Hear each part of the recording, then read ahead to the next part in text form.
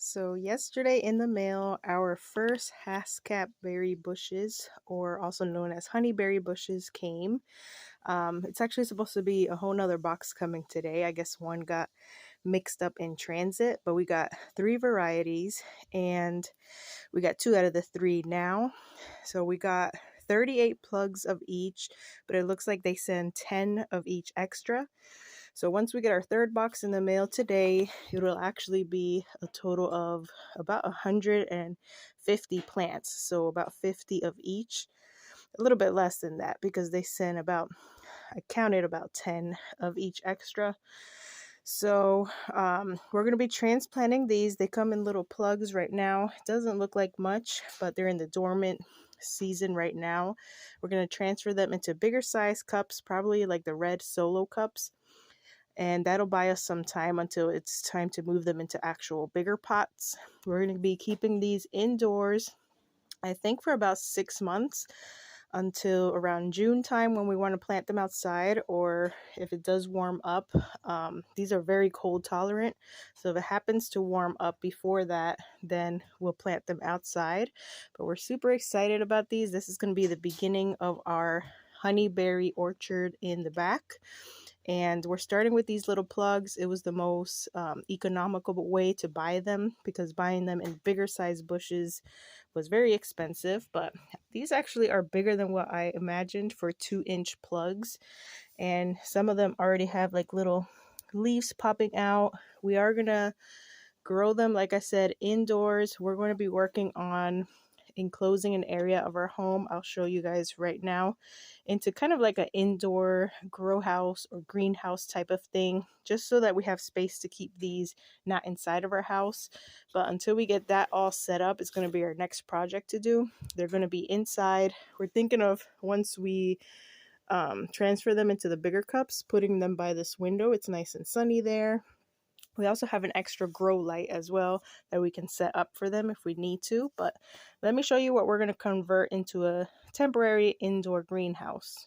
Right off the living room, we have this space right here that is an unfinished area. It's where we have our dryer, and we're thinking of converting this side of it plus this side of it. We're going to add insulation and just make it a little bit more temperature controlled in here, so that we can have our plants here, because we not only ordered these Haskap berry bushes now, we also ordered our Carmine Jewel cherry starts.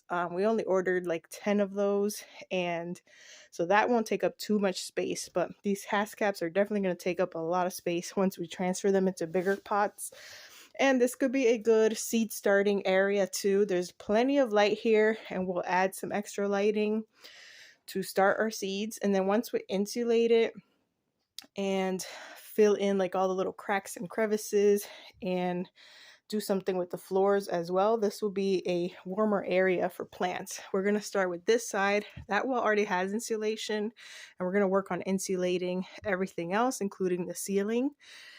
Because right now it gets a bit chilly in here. There's no like heater or anything. So this is just the before shot.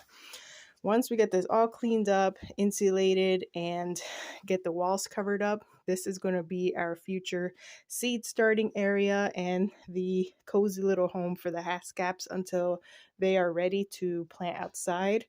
So going into this door over here, this is that one area of our house that is unfinished. So we're thinking in the future that might be an area for seed starting, propagating, growing some plants up there.